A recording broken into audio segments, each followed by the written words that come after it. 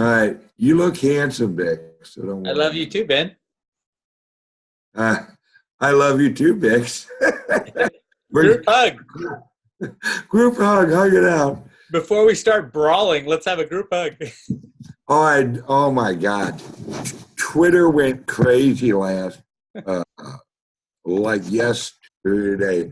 Everybody, welcome to the show. This is Bitcoin Ben, and of course, the one and only what used to be our friend, Bix Weir, and now he's known as Healthy McHealtherson. And I'm half the man I used to be, Ben. you look great though, man. Your color and your slim and your haircut, you look like you're reborn, like it's a new Bix. I got a day and a half left of this cleanse I'm doing, and then it'll be the old Bix, hopefully. I don't think so. Before we actually get into the big brawl of the BAKKT, I watched a video that you put out of you and another gentleman with an accent. I don't remember his name. That's Christoph. That's the guy I'm in the program with. Yeah, that guy and we line up. I mean, he is like dead on with like frequency and bringing yourself in line with the frequency of nature. I just, unfortunately, I don't do it because of You can, Ben. You can. Even you can do it, Ben. The frequency of nature doesn't line up with Bud Light. So it's everything in moderation, my friend. Yeah, moderation's fun unless you want to get drunk. It's it really work out well. That's one of your greatest quotes ever. Moderation's fun unless you want to get drunk. Yeah, that's like a Bitcoin Ben-ism. There's a lot of them out there apparently. But I completely agree with him and like what you're doing. And I actually do like a cleanse, I guess you would call it, probably once a year where I lay off the booze for about a month and really what's crazy is I don't drink a lot. I probably drink where I have where I'm slightly intoxicated, maybe once a month, but I'll have like a glass of wine or a glass of beer, something like that, probably once a week, maybe a week. For me, going through this program and then this cleanse thing, this thing goes on for a year. It's a spiritual type of increasing your vibration type of thing. Turn out superhuman at the end. But I've been thinking during this thing that I'm doing, I have been basically abusing my body since I was 15. I started drinking when I was 15 years old. And, I'm not a heavy drinker, but I'll drink with the rest of them. So that's 40 years. I'll turn 55 on July 4th. 40 years of drinking. And I am seriously considered taking the next 40 without alcohol. Hey, I will support you in anything you do where if there is even a alcoholic beverage near you, I will sacrifice and drink it for you. You have a heart of gold, Benjamin. I'm a giver. Don't quote me on that though. I mean, I'm still pondering it. So who knows what'll happen. Yeah, it's actually kind of like what you said, if you're out with a few friends and you have like a glass of wine, because really the right wine with the right meal, it's almost like part of the meal. You know what I mean? Well, my father owns one of the best Pinot Noir vineyards in the world. And he is, I mean, my whole family's in the booze business, so it's just been part of my life. So You'll be shunned out of the family. yeah, well, again, yeah, for another reason. No doubt. Just give another reason to shun me. No, uh, I guess we should talk cryptos now that we're Yes. kind of bullshitting. Uh, the reason I wanted to do this video was I put out a video yesterday morning, really showing my excitement for the Intercontinental Exchange project called BAKKT, which is actually BAKKT. And then you released one that was almost like the opposite of what I was saying. And everyone it's rare that we don't. It's very rare that we don't agree on anything. yeah, and I had so many people reach out to me on Twitter, like, oh, you and Bix, you need to really like get on the same page, and I said it's okay if we disagree, I mean this, and I thought it'd be great to have a video. You explain your side, I explain my side, and then we actually talk it out. And because I don't really see either one of us as being wrong yet. You might change my mind, or I might change yours. I don't know how this will work out, but it's really your perspective, and that's everything in life, And I have a feeling that we're both going to be right, but coming to it, it depends on what the question is.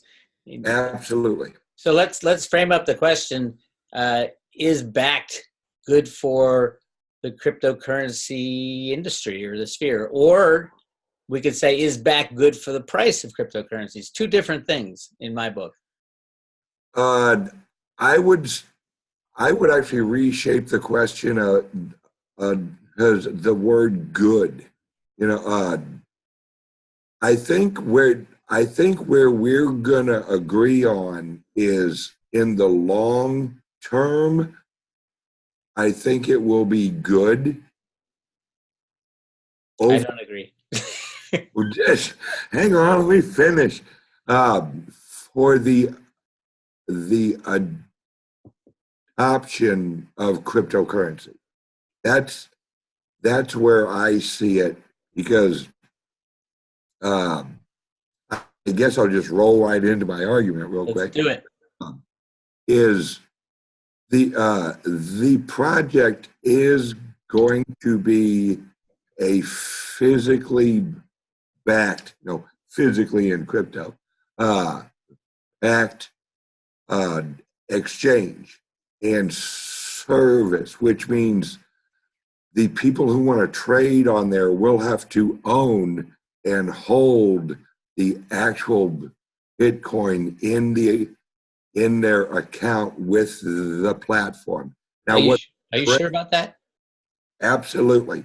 So the shorters will have to own Bitcoin in order to short it? Yeah, yes. If they are doing anything on the BAKKT platform, they will have to hold the equivalent of whatever trade, short or long, that they're on, or they're in on the platform. It's one of the things that they're bragging about, that that they're actually launching a true resolvable trade every day. Well, I guess. Are you done, or I'm just jumping in? Oh, that if they were just trading in futures, that weren't resolved, actually resolved every day, I would not be hype on them. I would be right with you. I'd say you might as well just trade in futures of Bitcoin. That because it's not Bitcoin. Now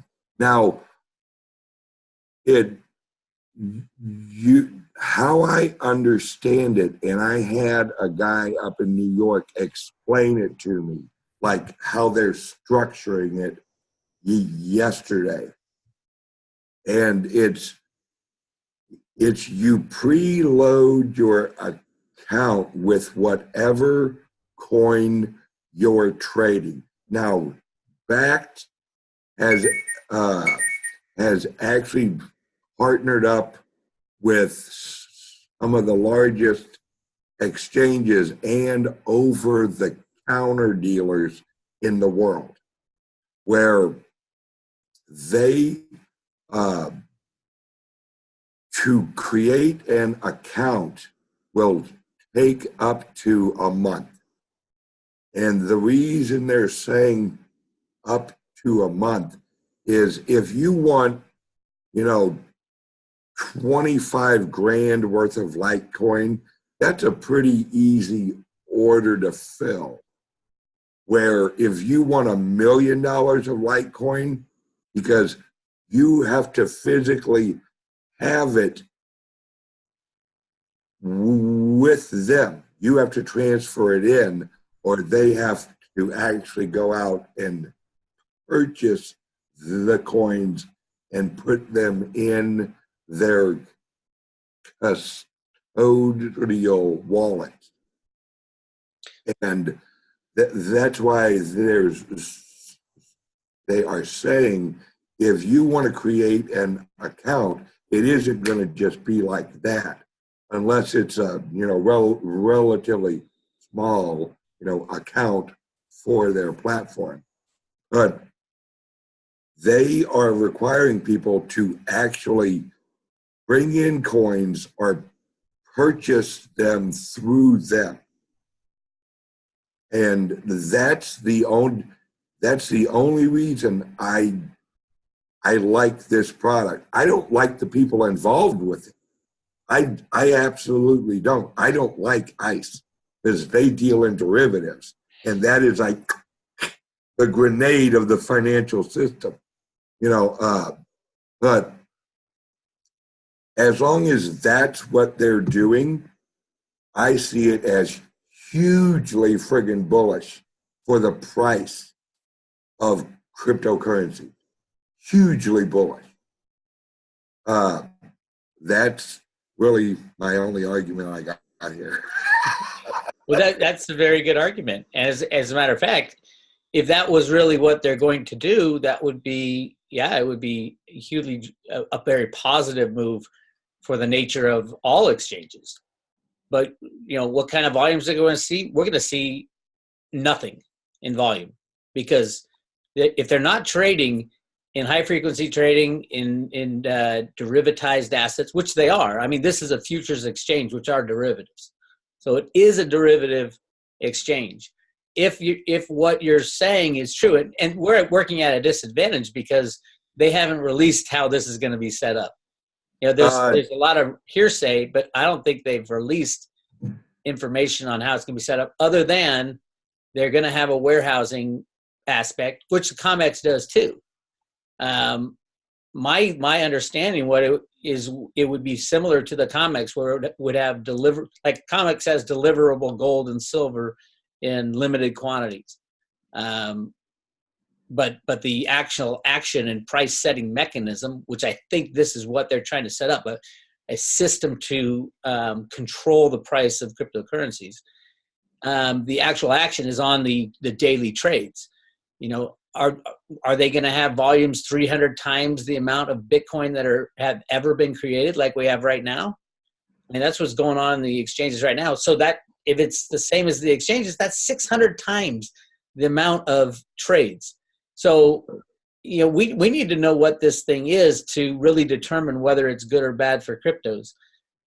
One of my favorite I was talking to a guy and he said, you know what this is, Bix? It wasn't about this. It was about something else. It's really stopping the criminality before it really gets entrenched. Right now, in our banking system and our exchanges, the criminality is entrenched. It is fine to trade 300 times the amount of silver and gold per year that has ever been made because people are used to it. Had they stopped it in 1971, 72, when the COMEX was invented, it would be a hell of a lot easier to move forward. Had they said, okay, if you're going to trade gold and silver, you have to trade the real things. There's no high-frequency trades. There's no manipulation of markets, things like that. We're at the beginnings of something like that right now with the BAKKT system. This is my problem with it. And nobody's saying, hey, we need to see what this thing is all about. Because if it's another derivative trade, then we don't want it, even though it'll jack the price up, 1,000 times from where the cryptos are now when the big money gets in.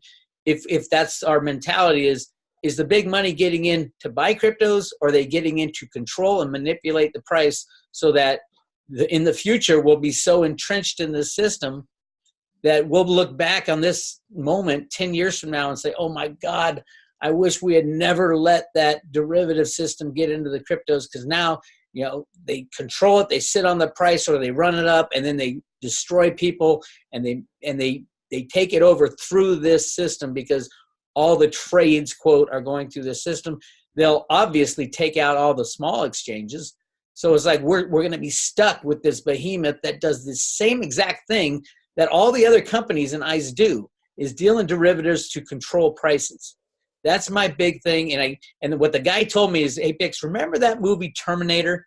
I'm like, yeah, I love that movie. John Connor, right? He goes, do you remember why Terminator went back in time? They sent the Terminator back in time to kill the inventor of something that really screwed up humanity 30 years down the line. I don't want to have to do this with the BAKKT project. We don't want to have to send people back to the beginnings, to this interview, to this discussion, and say, Bix, you should have pushed harder to make sure this thing was real, because we ended up with a derivative mess just like the COMEX, and they've been rigging the prices of cryptos for 30 years, and they basically stole our system. That's my argument. And I agree with that argument. If that's what they are creating, I am anti that. But the issue that I also look at is, no matter what I want or what I'd like them to do, they're going to do whatever they want to do. And right. If it was up to me, probably 90% of the exchanges out there would not exist. And I'm looking at it from a point of,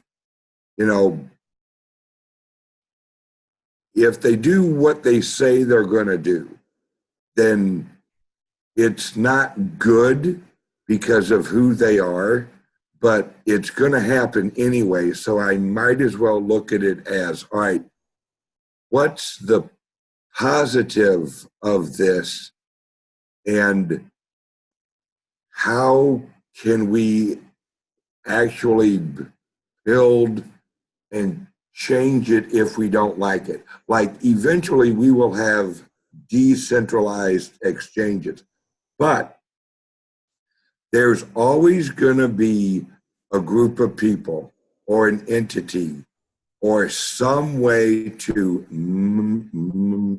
manipulate the price, because manipulation is just people who have more than us achieving what they want to happen. Where if we had that same power, we would manipulate their market and change it into what we wanted. Then we need to remove it from the regulation and laws. I mean, if we're going to allow people with the most money to rig the price up or down, we need to remove the laws or remove the regulators. The regulators are not doing their job, and The I don't regulators mind that. are part of it. Yeah. They're part of their system. Well, this is definitely moving right into the sweet spot of the manipulators. They're going to get some regulators who are going to give them a pat on the head and let them trade in volumes.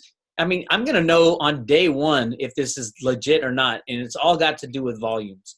If I see that the current volume of Bitcoin is being traded every day, which is well, I know Litecoin's like it's about 90% of all Litecoin trade every single day on these exchanges. If I see anything close to that, I'm going to know right away that this is a fraud.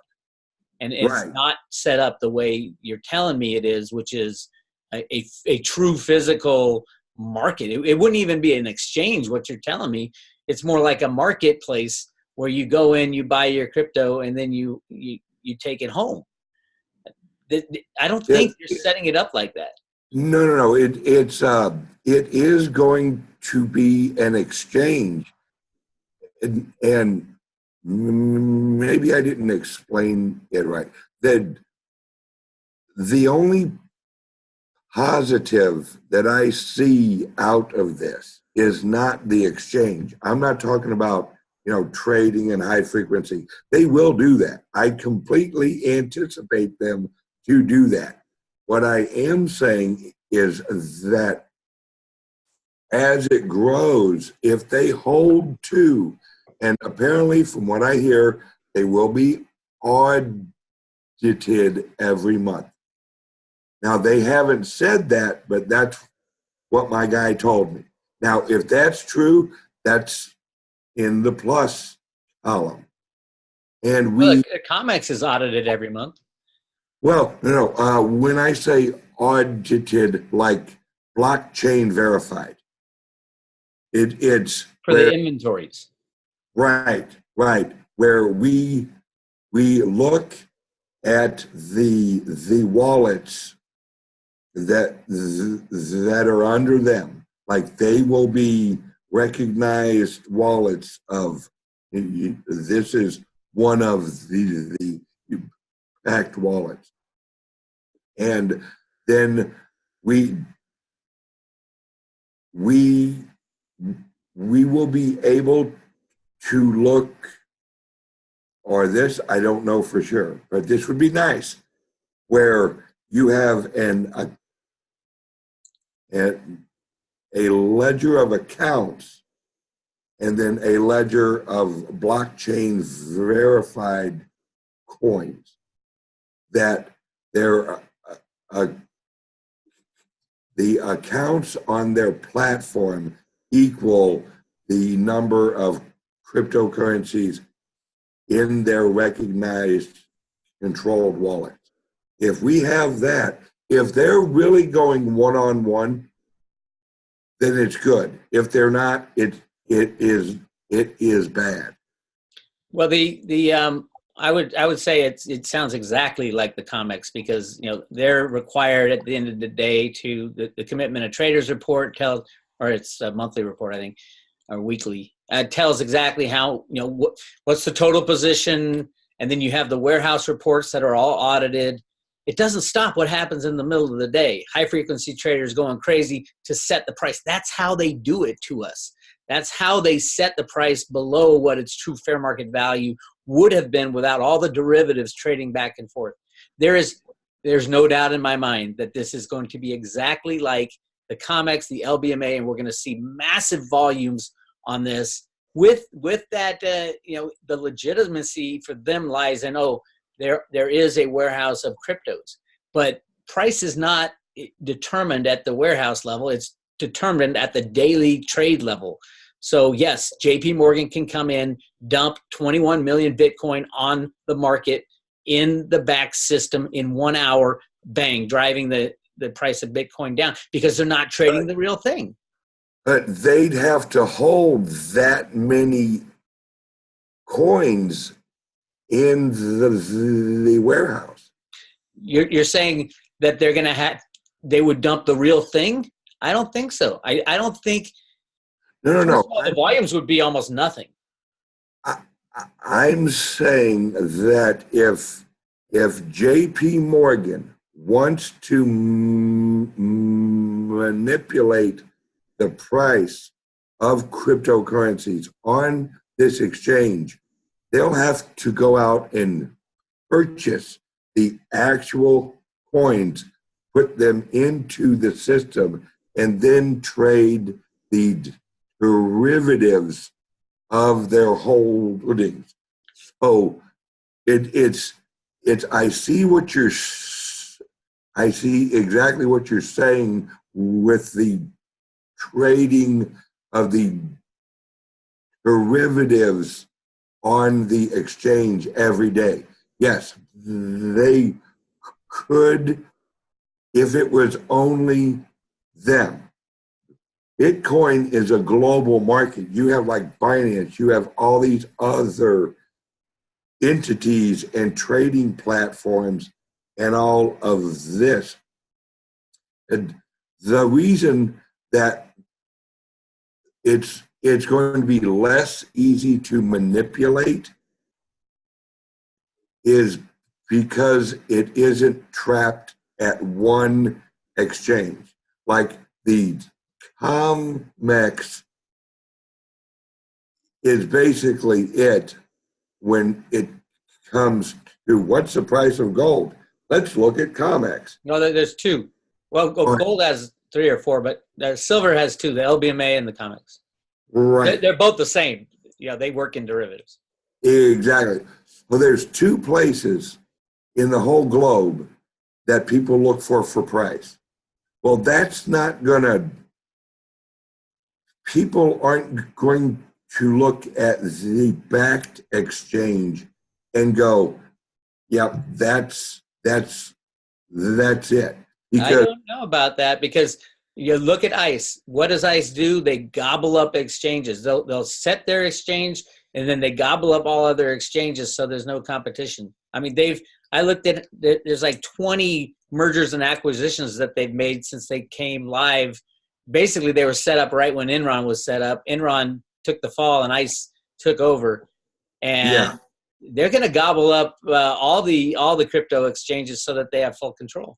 they can't. Skynet, baby, Skynet. Yeah, they cannot gobble up all of the exchanges because the exchanges, perfect example would be what do you call Binance.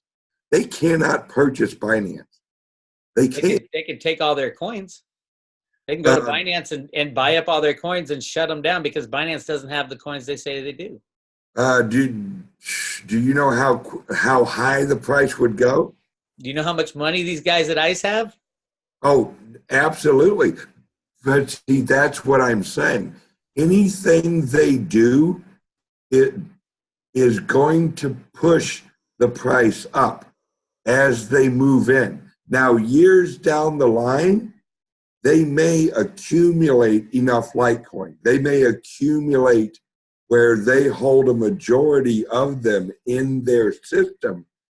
But that would assume that no other exchanges like this are going to come out.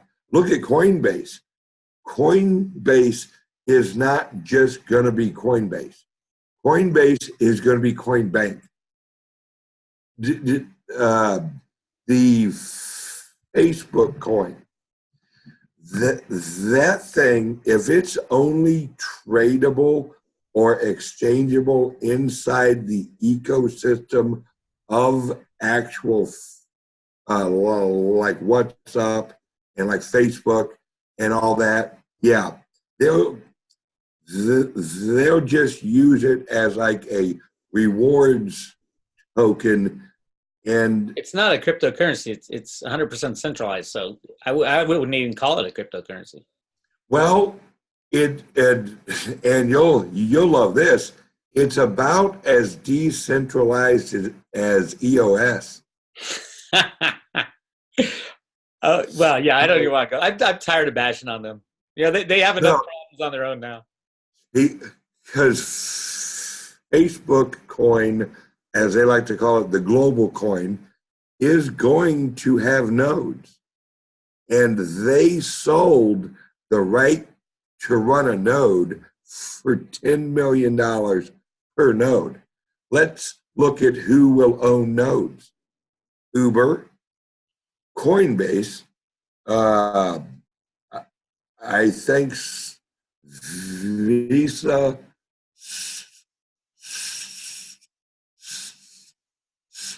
a snake. No. But all of these larger global entities will be running the nodes of the coin. Yeah. So it technically is as decentralized as EOS. And so that way, if you hate the Facebook coin, but you love EOS, you're kind of hypocritical. Oh, I'm so hypocritical anyway. Yeah. No, but I love the fact that Facebook is making their own crypto, because that, you know how many people that's going to expose cryptocurrencies to?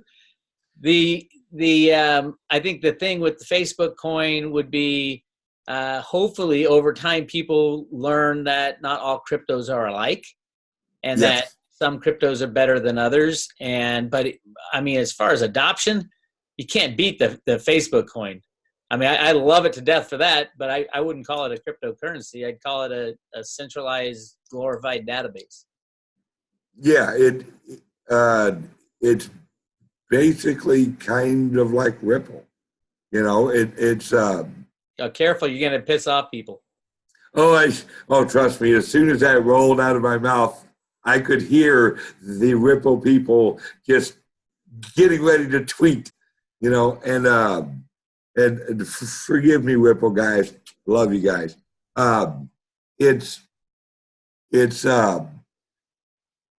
There's two things we got with the whole Facebook coin.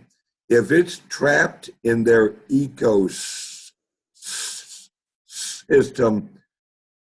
then I think they'll do okay, because they'll be able to control it all. If it's able to be traded outside of the Facebook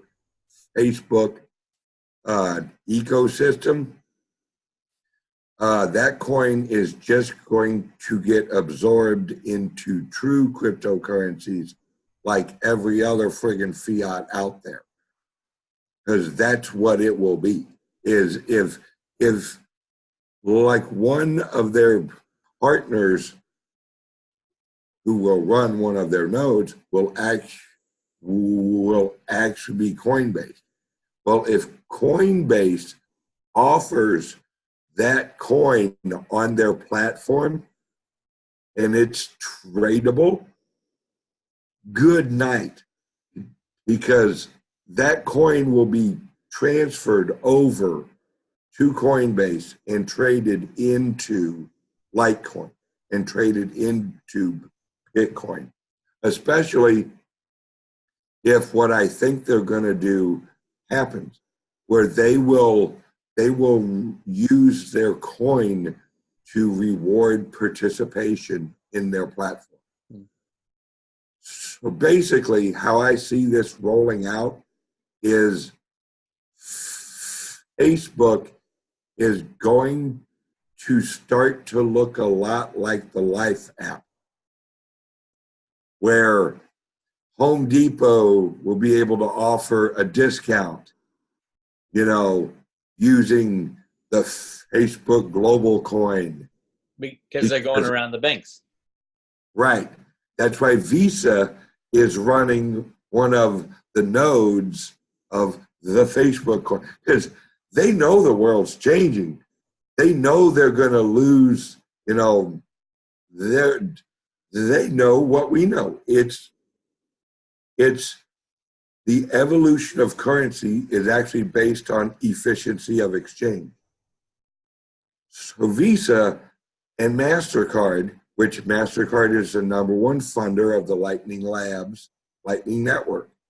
So they know what we know, that this is just a transition over into the next evolution of exchange of value. And although credit card companies had, their heyday, they're just changing with the time. And that's what they're doing. I agree. And I'd a couple things. One, yeah, Visa and MasterCard, imagine if every credit card out there, every debit card out there that said Visa or MasterCard on it accepted Litecoin. There's your adoption right away. Coming. That's coming. Exactly. And I think that's, obviously we're in a time where the mass adoption is like right around the corner. That's why I talked to Charlie Lee, because I really, the one real question I really wanted to get his take on, not was, do you think the banks will collapse tomorrow? I said, if the banks collapse tomorrow, will you be ready? Will Litecoin be ready? And he did say, yes, we'll be ready in the worst case scenario. I have something to say about the Charlie Lee cool. interview. I think the technology for hidden transactions is ready. The Mimble-Wimble thing? Yes, I think it is ready. It isn't if the technology is ready. Is the level of adoption ready? Or is the need there yet? I mean, adoption and need kind of go, right now we don't need this stuff because we have the old banking system. The moment the banking system stops functioning properly, we'll need it, and adoption will go crazy. Well, you say we. That the people in America don't need it, no. But the people in Venezuela, they need it.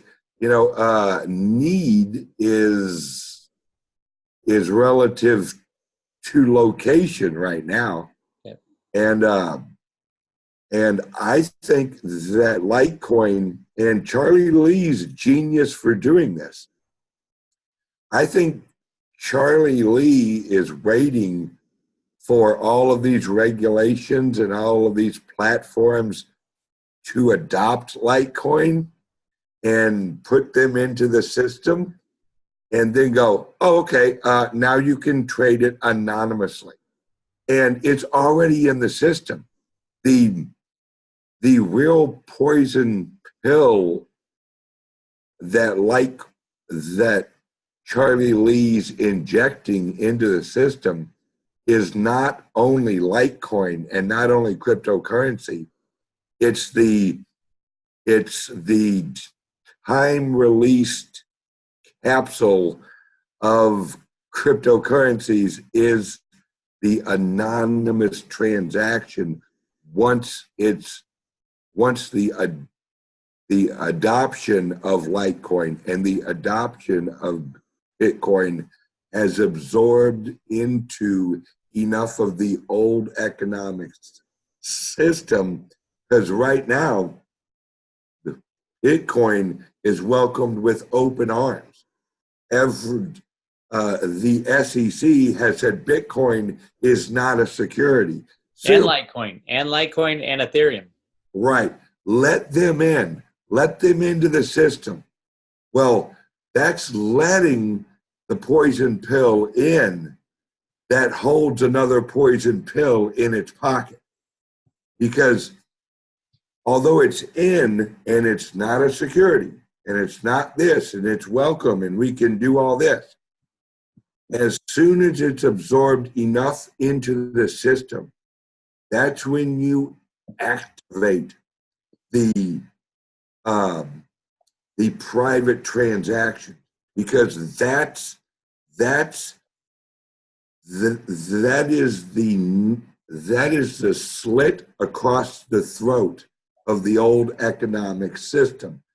They want to be able to track it. That's what the SEC said. That's what many of the law enforcement people who have said, yeah, use Bitcoin. Go ahead, we can track it. Yes, you can.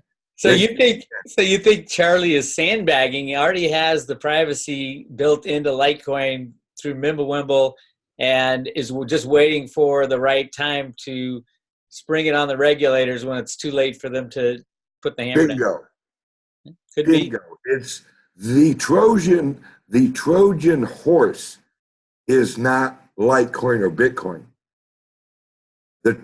Well, I guess it is, but there's a smaller Trojan horse inside that Trojan horse. And that's the Trojan horse that holds the nuclear briefcase friggin' bomb that is literally going to take out the old system, because they're going to create a whole infrastructure of tracking Bitcoin. And then you implement one upgrade. It destroys that whole system. When I was talking to Charlie, I mean, he's so mild mannered and such a he contemplates everything, and it feels like I was at the poker table with a guy that had 5 aces up his sleeve. Boom! I was just about to say that. And last year, when I was at the World Crypto Conference, I watched Charlie Lee play cards. And if you know who his brother is, his brother's really big on playing cards too. Playing cards in a tournament is a different world than playing cards. Because, and I'm very good at analyzing people. And I sat and watched Charlie Lee play. Charlie Lee learns more about who he's playing than what he's playing. I sat and watched him memorize everyone else at the table. He was looking at the people playing more than he was looking at his cards.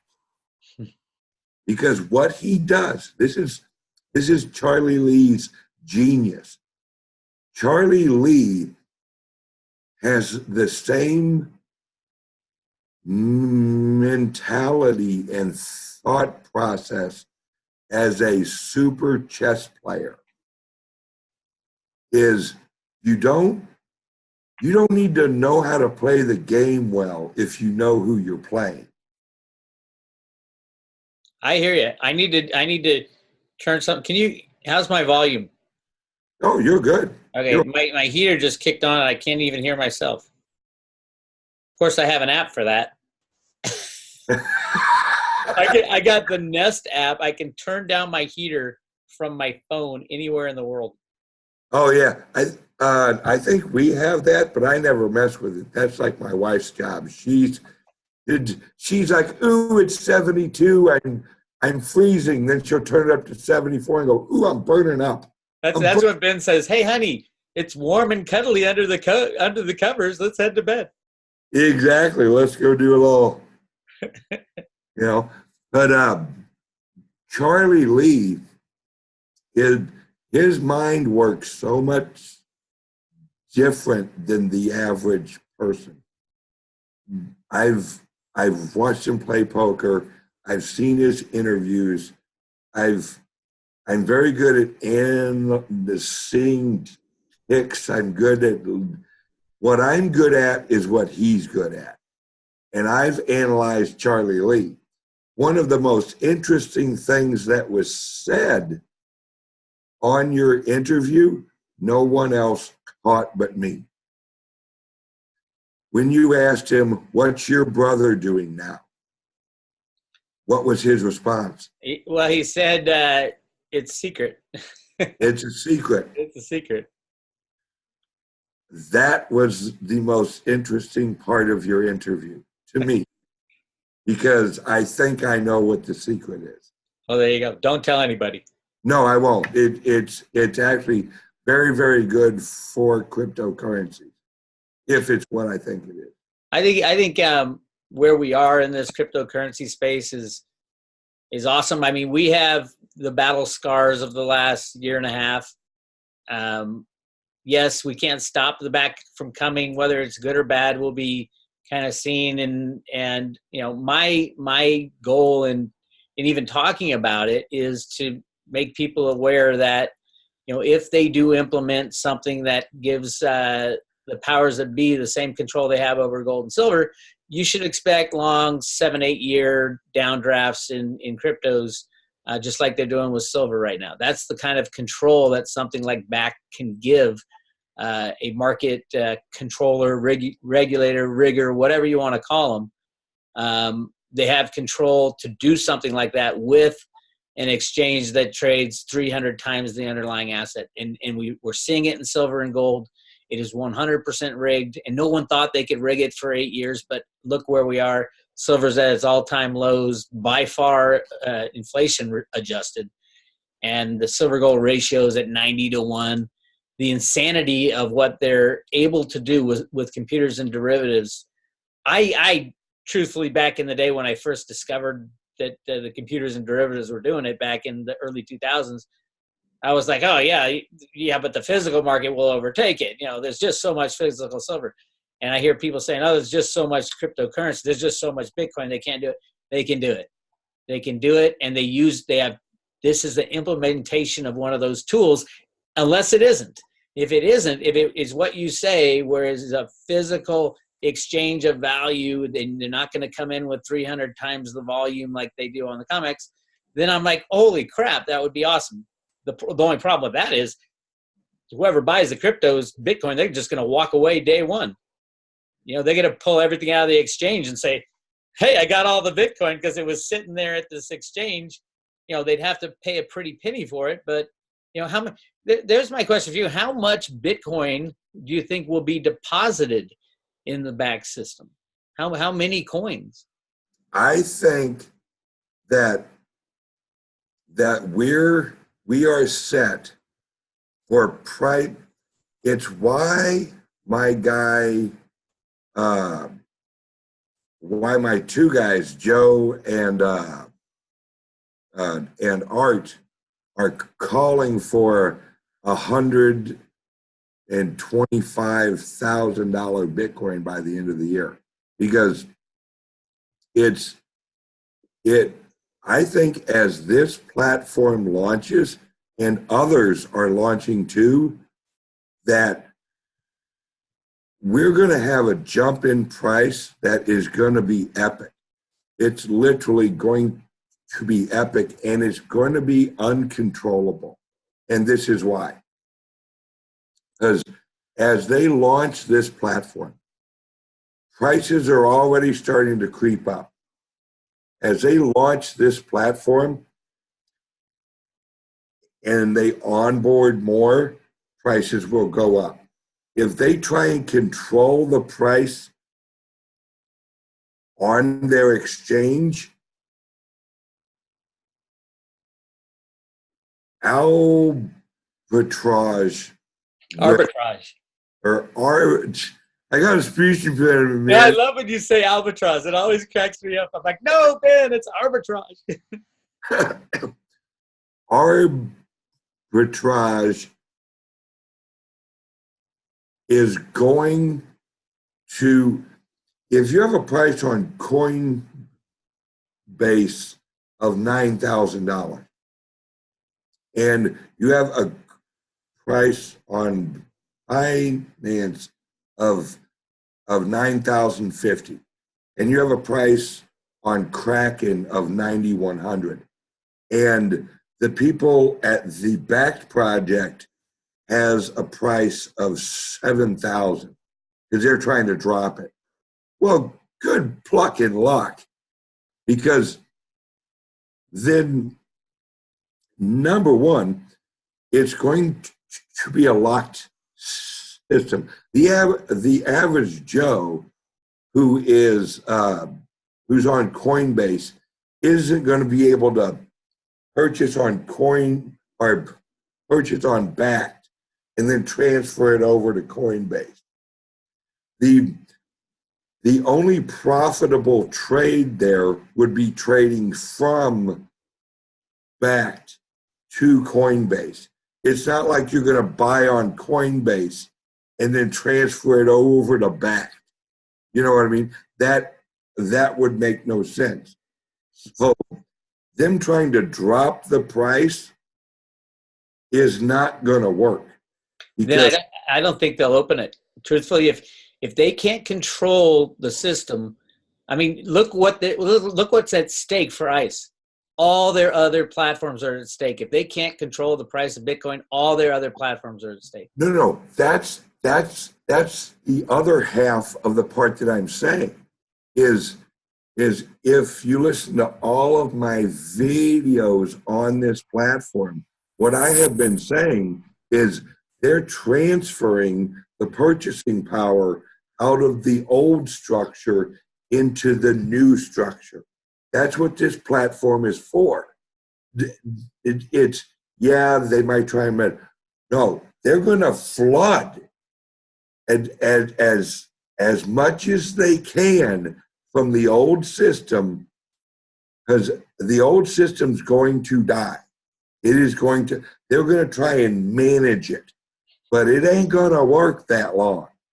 Because what they want to do is they want to capture the ill-gotten gains of the old system into the new system.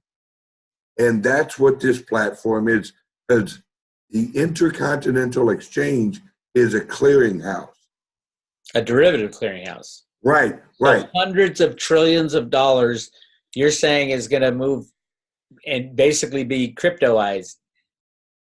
Now, wouldn't that massively centralize the entire crypto market into this one exchange who we know has... No. It will globalize. It will globalize the whole system. This is part of the new world order. All right, put your tinfoil hats on, people. This is part of the new world order. This is what Trump, I don't know if I hope they watch my show. Somebody tag Trump. I hope you realize what is being created on top of what Trump is fighting. The New World Order is creating a system. That's why George Soros actually said years ago, actually, right around the time that Bitcoin was launched, there's nothing you can do. It's already set in place. Because while Trump is worried about, China trade and all this trade, he's trying to realign a chessboard that's getting ready to get thrown away. He's trying to realign the power structure of an old world order while the new world order is transitioning over to a whole completely different system. But this is where we get into what I've been arguing with. I'm not saying it's good. I'm not saying this keeps the same bad guys in control, the same wealth with the same people, the same everything. This is what they fight against in the road to Ruta. It's the big people. And yes. The solution is to allow Deutsche Bank to go down. If Deutsche Bank went down, ICE would be destroyed within 30 seconds. Boom, they're done. That's true. But it's not going to happen like that. I wish it would. If that happens, you're talking global economic meltdown of biblical proportion. Well, just all the banking would stop.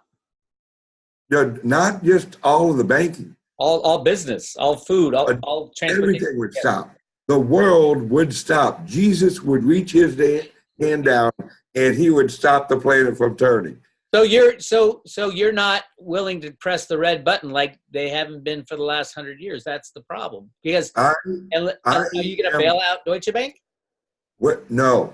Where I'm at is I'm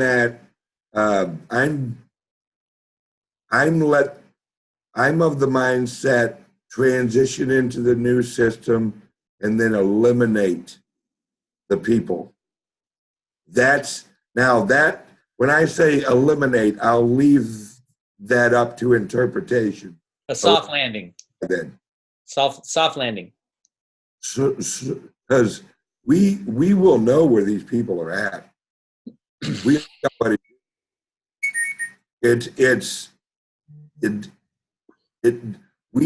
we need, in order for freedom to thrive, we have to move into cryptocurrencies.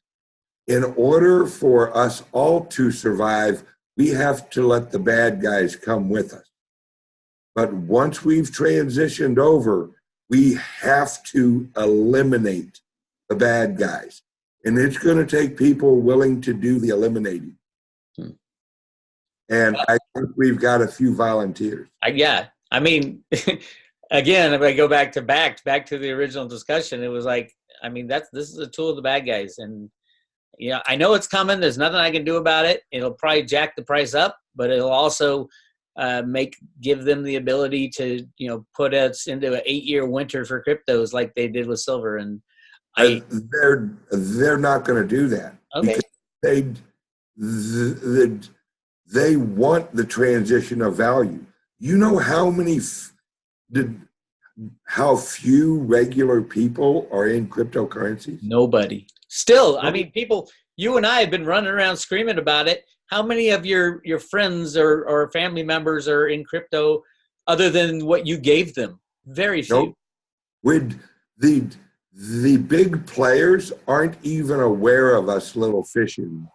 Nope. They're so not even, how they view it is, yeah, a couple people might get rich off this transition, a couple of little fish, that's all right. And when they're talking about us, I've had conversations with my friggin' New York guy who's literally like, you know, anybody still hodling is going to reap the rewards of the transition over the next year and a half. But as that transition happens, it's why they're creating the platform. Intercontinental Exchange does not launch a business if they're like, well, it might work. No, because BAKKT and ICE is a clearinghouse. That means they resolve and they exchange value out of one financial instrument into another. At the price they set. That's the problem. But they aren't setting the price this time. And no, hear me out, Bix. I didn't say anything. I just shook my head a little. Your face was screaming. It's they know they can't, but they're not setting the price. They are setting the financial instruments. That's what I've been saying for the last year and a half. Who do you think has been buying the dips over 2018? You know how much friggin' buying pressure you have to catch the dips? And they've been dropping it down and picking up coins, dropping it down and picking up coins, dropping it down and picking up coins. The only people left are us hodlers. And riggers. Right. It's why when they drop the price, it drops for like a second, boom, right back up. Because there's no one selling at that price. You know, you may have a couple of days of a little trickle down, but then it's right back up. That's why we say get your coins off the exchanges, because hold them in your wallet. Hold them in your personal wallet with your private keys, because right now there's a game being played. But when this project launches, they're not worried about controlling the price on this platform. They're worried about controlling the global sector as it rolls out. And that's what they're doing.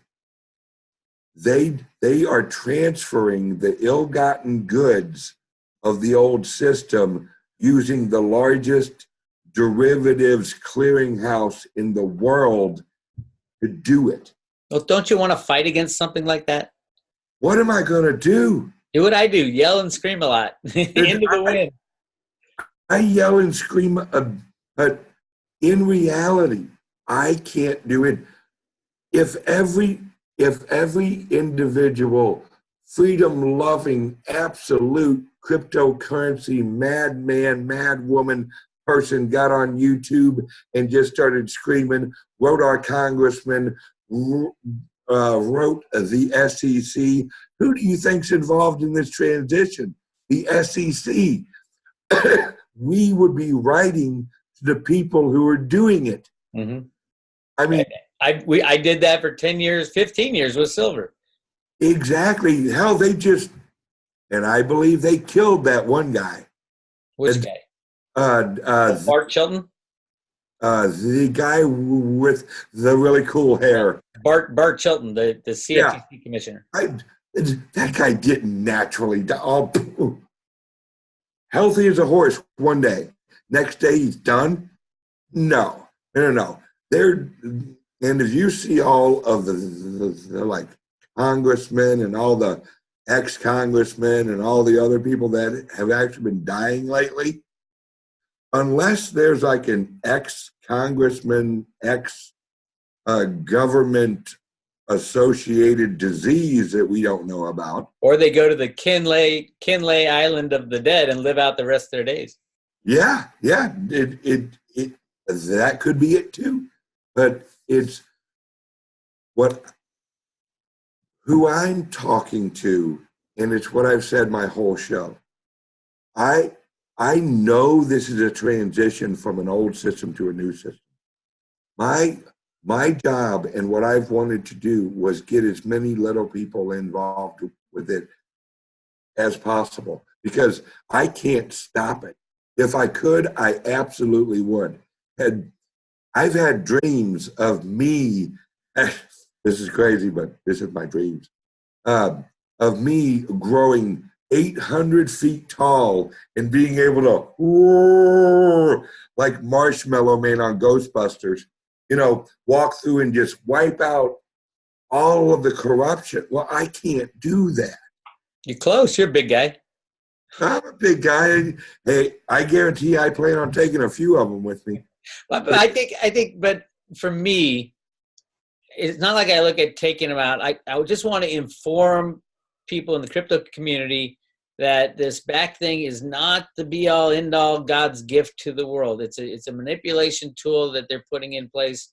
Yes, it'll probably help the prices rise really fast, but in the long term, having gone through the silver manipulation, having understood the creation of computers and derivatives in the COMEX, this is very similar. So we'll get a bump in the short run, but long term, we're going to have to keep an eye on them. Yeah, and I completely agree with what you just said. It's just I'm saying that I want as many little people to have as many cryptos as they possibly can, because as they transition, they're going to manage. Quiet. They're going to manage the increase. They're not going to manage the market, the decrease. But we will have opportunities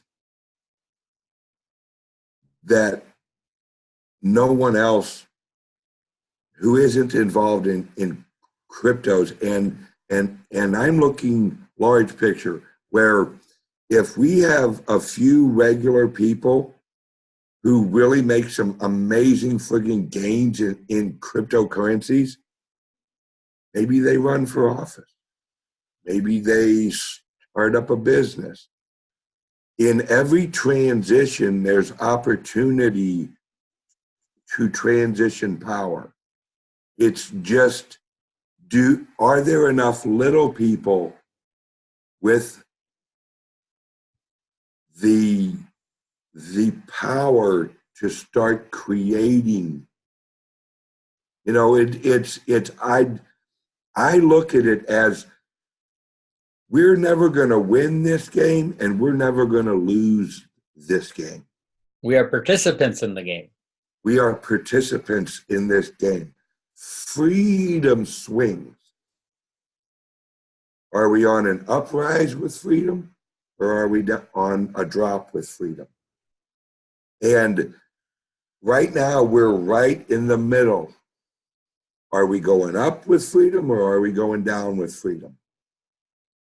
If we have enough people involved in cryptocurrencies who, and this is global, it isn't just Americans that are in this struggle. And it isn't just a cryptocurrency struggle. It's a globalization struggle. You have the globalist, you have the nationalist like Trump, and then you have us. We are the individualists. There are three different categories of people in this world, as in like that block: globalist, nationalist, and individualist.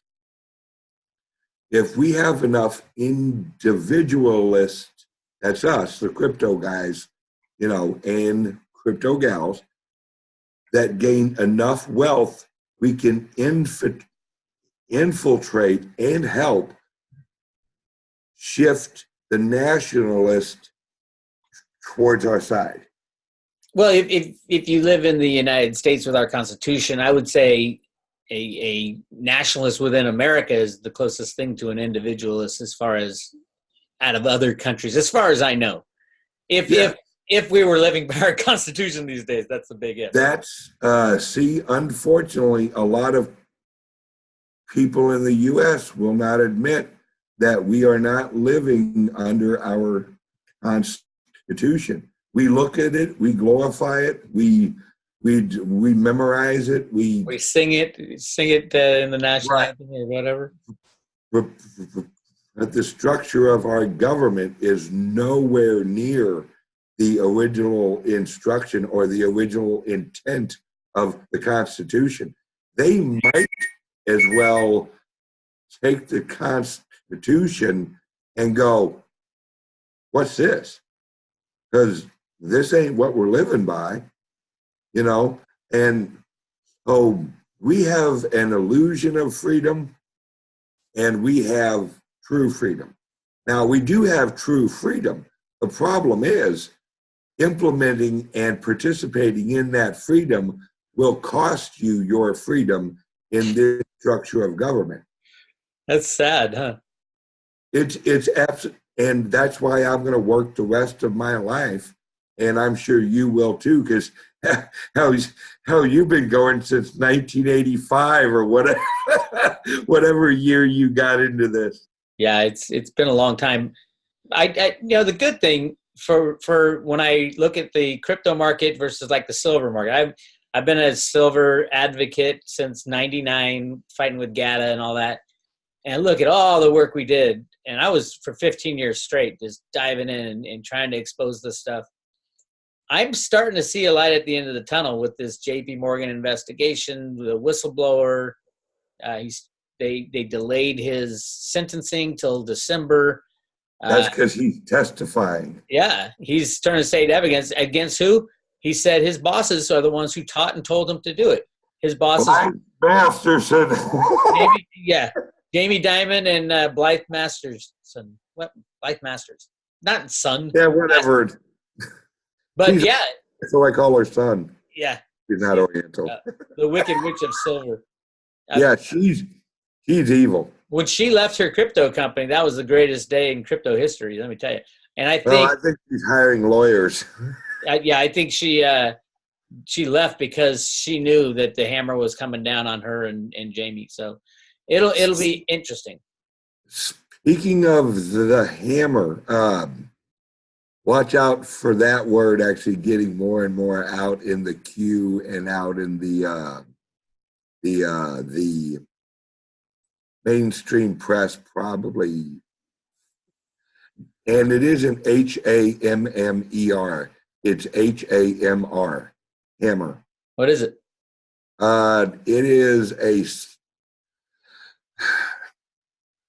it's the global tracking system that was implemented under Obama. It's bad news. It's bad news, but it's good news because now all of the evidence from the Hammer program be brought into the light, and also watch for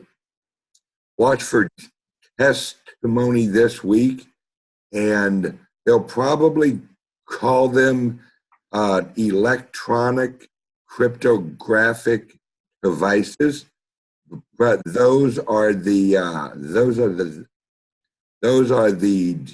deep state BlackBerries.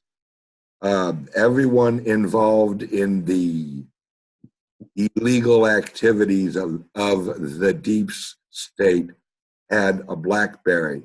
That's why you saw Hillary always on her BlackBerry. Because the BlackBerry was the device that they used to access her server. Her server, here's a little bit of tidbit of information. Her server was accessed using a cryptographic token. Watch for that. Okay, I'll watch. Well, I don't like hearing that. That means they're going to, just another reason for them to say, oh, it's a national security interest. No. Let me rephrase that. Her server's access was granted through a SHA 256 encoded access point. Okay, that's better. Yeah,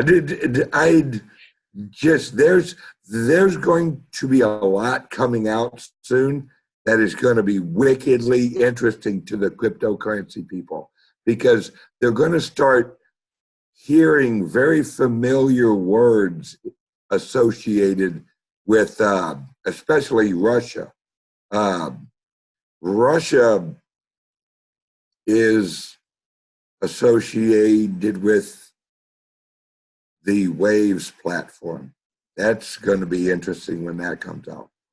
Yeah, well, didn't Vladimir meet with Vitalik? Yeah. Well, that not really meet with him. They were at the same event, but I don't know how much of a meeting it was. But there's some undesirable entities in cryptocurrencies. Really? Yes. There's not only the American crypto cabal. There's the Russian crypto cabal. There's the European and the right. And there's a lot of crypto cabals, and there's a lot of platforms that are being utilized. And it ain't Bitcoin, I can tell you that. So, okay, let's talk a little about. Wait, are we done with BAKKT? We kind of. Yeah, I think we beat that horse enough. Good. Let's talk a little Litecoin, 4-to-1 Litecoin.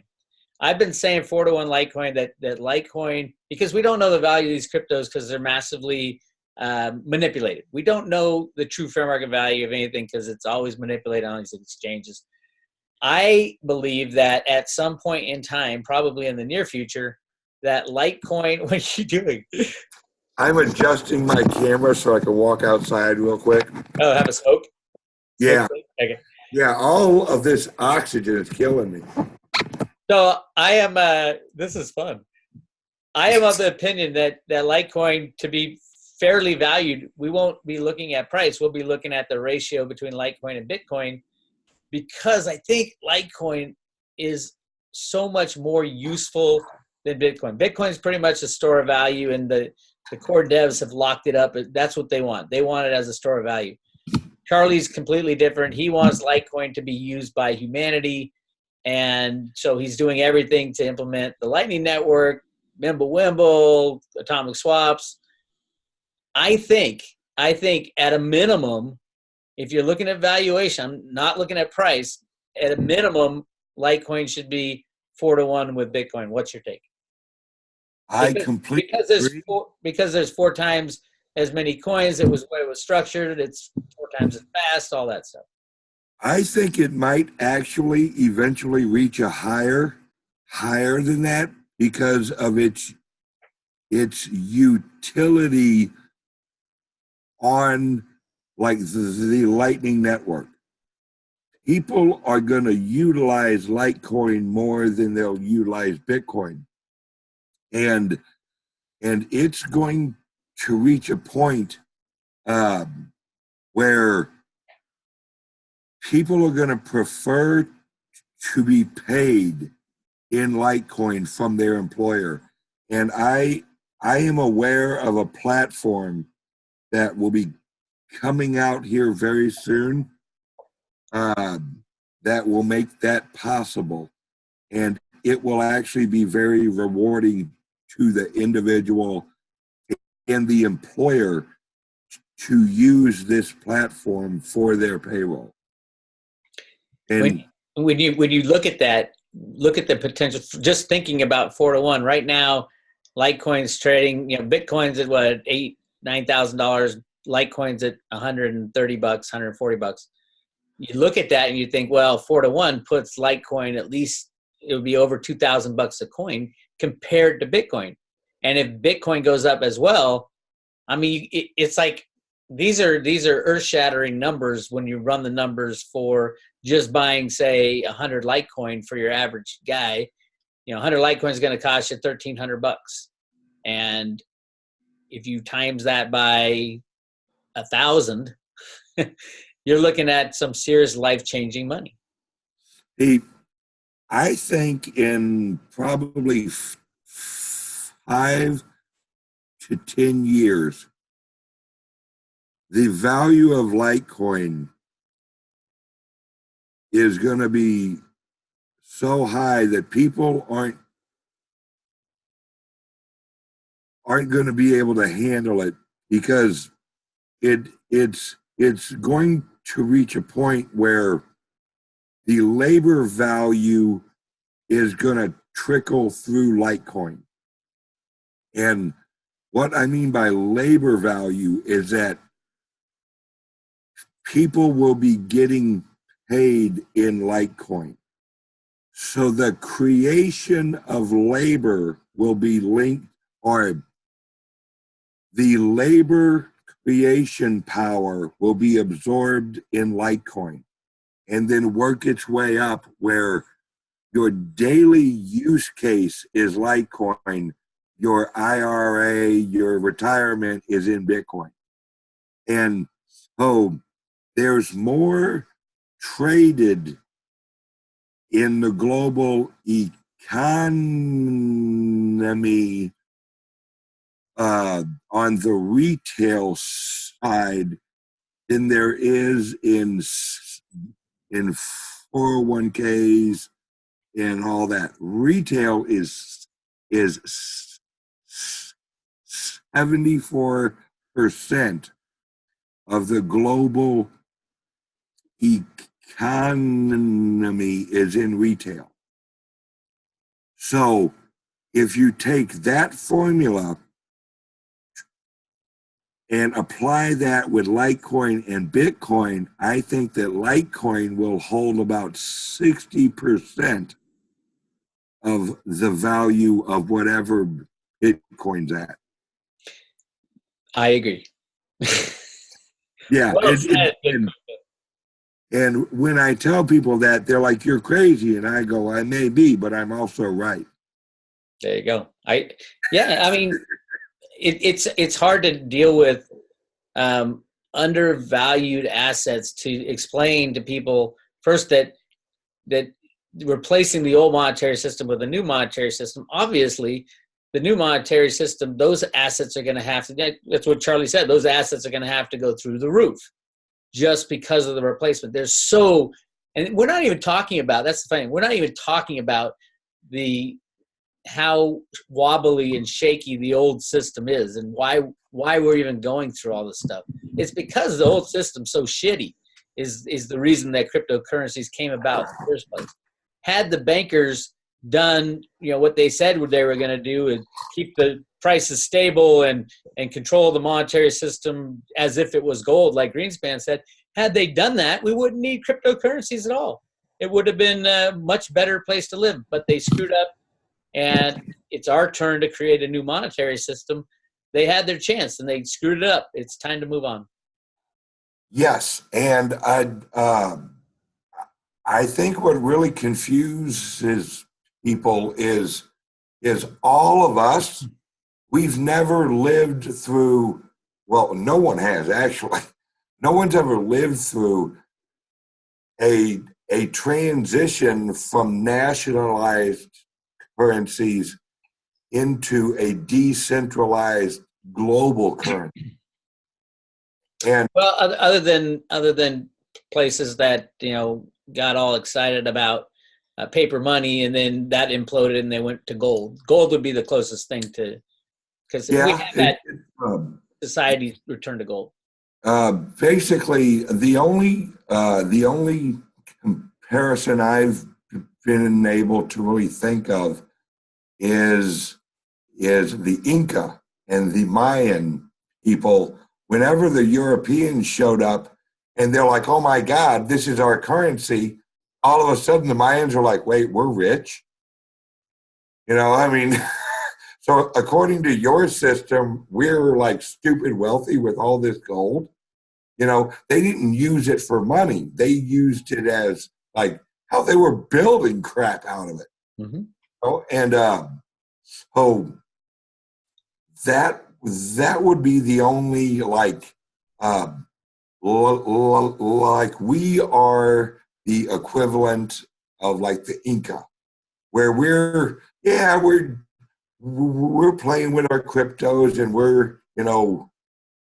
and we like our little gains and everything. Well, all of a sudden, the whole world is going to transition into actually valuing what we have a lot of. And then all of a sudden, we're going to wake up over a year or a year and a half span, and we're going to be very wealthy people, and we're going to go, wow, what the hell was that? Although in your analogy with the Inca, it was the Spanish came in that stole all their gold before they knew what it was worth in the other system. And that's what's been going on. The bankers are coming after our crypto. That's what 2018 was they were convincing through media and through FUD that these things you have no value. Sell them. Oh, it's going to drop. This is all dead. Bitcoin's dead. What you just explained is exactly right. It's just a lot of weak hands fell for it. Where there were a few Incas and Mayans that are like, wait a second, you son of a bitches use this for money. The hell, I'm not going to get rid of my gold. You're going to kiss my ass. And that's going to be us. That's going to be the hodlers.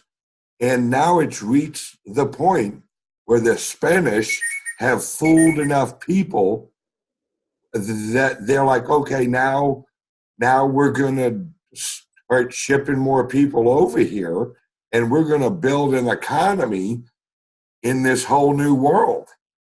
And that's what's going on now in the crypto. That's what this project BAKKT is. BAKKT is the ship that traveled from Europe over to America. They're bringing this all over to cryptos. And I think that ship is actually a Trojan horse that they're bringing over. That just like what happened when they brought the ships. There were diseases that came over and wiped out half the people in freaking America. This is We're deep. this is not going to be a let's all hug it out transition. This is just like all of humanity. There's always been conflict. There's always been war. Anybody who has ever said, you know, Ben, I just wish we'd have world peace. And that's when I ask them, yeah, just like what, wait, has there ever been world peace? You know why? Because there's more than 2 friggin' people on this planet. But it's a good goal to strive for. All we can do is get more freedom-loving people pushing the pendulum towards freedom. And then as that tops out, then it'll swing the other way. And that's how the world works. It's never just frozen, you know, because there's more than one person on this planet. And the swinging of the pendulum is the level of people's, you know, what they value at the time. And it is their opinion. The pendulum is an opinion pendulum, where it's what happened in Rome is what we're going through over here in the Western world. We're so rich that now we have to make up issues. You know, well, like I have a penis, but I don't want to be called a guy. You know, that literally happened in Rome. At the end of Rome, men were dressing up like women. Look at the history books. None of this is new. Rome collapsed when they devalued their currency, and when they were so rich that they no longer had conflict, where they had to literally have these coliseums that were filled with violence so that the people in Rome would have some type of conflict. That's why we have blues and we have other hockey teams. We need conflict. Humans love conflict. It's why my wife watches 90210 religiously. She's seen every episode 25 freaking times. She loves the drama of the conflict. If there was no conflict, women would have nothing to do. If there was no conflict, us friggin' men we'd never leave the couch and we'd be drunk all the time. You know, everything is actually based on conflict, which is good unless you put a gun in somebody's hand who wants that conflict unreasonably, high levels, and that leads to war. But we're never going to get rid of conflict. In fact, we don't want to. Conflict is the fuel of creative destruction, which capitalism is based on. And it's the yin and the yang. You can't have peace without conflict because you wouldn't even understand what peace was, and vice versa. My grandfather, one of the wisest men I ever knew, one of his favorite sayings is peace, or was, he's actually passed on, was peace is not the absence of violence. Peace is the abundance of freedom. There you go. And that's what I strive for. We are peaceful when we agree that we can disagree. Mm-hmm. That's when we're peaceful. not when I hold a gun to your head and say, now nod your head that you agree. That's not peace. It's it. The war will never end, and I'm okay with that because as long as it's a war of ideas, we're all moving. All the ships are rising. Well said, Ben. Right. We've gone on for an hour and a half now. Is that all? I know. We can sit here and do. We should set up something once a month where we get together. It's been way too long. I completely agree. Oh, I did want to mention the New Jersey event. And one other thing after this. The New Jersey event is next weekend. Check out my website, www.bitcoinbin.io for location and all of that. If you're near New Jersey, come on out. And I want everyone to check out this new cartoon I found. I have not sent this to you yet, Bix. It's actually called Bitcoin and Friends. Check out their YouTube channel. You will die laughing. This is like cryptocurrency meets frickin' South Park. I was crying. I was laughing so hard watching this damn show. Now, it's not for children. It is literally like watching South Park, but it's about the creation of Bitcoin. It's educational adult humor. And my God, I'm doing an interview with one of the creators of this cartoon. You watch it and you'll share it with your friends and go, you want to learn about Bitcoin? Watch this show. Just check out their YouTube channel, Bitcoin and Friends. Dude, this thing will be on Comedy Central within a year. Mark my words. I guarantee that something this friggin' hilarious and educational is going to go viral. It's just amazing. Okay, my turn. Hey, Yeah, to the Litecoin Summit pre-party and the Litecoin Summit.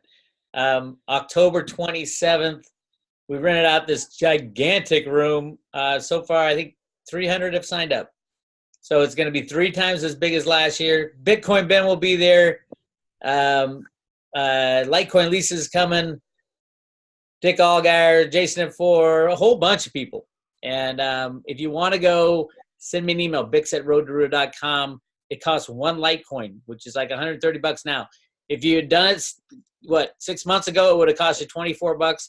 If you do it later in the year, it's going to cost you a couple $1,000 when Litecoin jumps up to a couple thousand. So make sure you get in early. And again, it's October 27th at the Cosmopolitan Hotel in Vegas. It's a full day's event, noon to 10 o'clock at night, with probably a little break in there. And there's all kinds of things we're going to be doing. Bitcoin Ben is going to be talking a lot of meet and greet this time, and we're going to even have some vendors and stuff like that. And also at Road to Ruda on the private road, I'm starting a new program, a series of special reports on how we got here, where we are now, and then where it's going to lead us. So if you want to join the private road, go to roadtoruda.com. That's my commercial. Yes, and he's also on the Patreon. Yes. Join his Patreon group, because I'll tell you what, there's things that he can't say on YouTube because they pull his videos down. But it's on Patreon, and I'm sure it is the good stuff. Yeah, it's good. It's cheap. Patreon's cheap, $10 a month. So go check it out and check out everything Ben does. And we need to hook up soon. We had talked about something this summer. How's your schedule looking for like a picnic type of thing? I think would be fun because I got this new music equipment that is completely mobile. You don't need a plug or anything. It could go for 8 hours, and we could do discussions and have a day on the green type of thing, concert, and the whole deal. I'm actually planning a a Bitcoin Ben meetup here in St. Louis in like a few months. And I think that would be all, because it's right in the middle of the country, you know. And there's tons of places like parks and I know quite a few people who have like mobile restaurants in like these trucks and great It's called chicken. a food truck, Ben.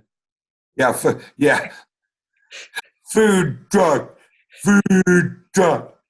It's a mobile restaurant where they have seating and everything and bathrooms, and they drive around in this big restaurant driving down the road. Bix, why you give you a hard time? Why you don't like me, Bix? I No. love you. I love you a lot. Yeah. Yes, you and I are definitely going to plan because I do want you there. We got to have we got to have our crypto folk music, man. We'll get a couple of hippies wrapped around you, doing some chanting and stuff. And I don't know if you could call me the grandfather of crypto folk anymore because I'm looking a little younger these days. you'll always be the grandfather of crypto folk music. Your music will be played at Crypto Palooza in the year 2100. 2,130, so you can be the last day that the last Bitcoin is ever mined. Yep, and they will play the Crypto Warrior Way. The way of the crypto warriors. Yep, the way. I love that song. That's a good one. All right. Well, everyone have a great day. And my friend Bix, I love you. You tell Amy hi. She's way too good looking for you. Say hi to you. Well, same with you. Oh, I know. I agree. I agree. Everyone have a great day. Enjoy your weekend and go crypto.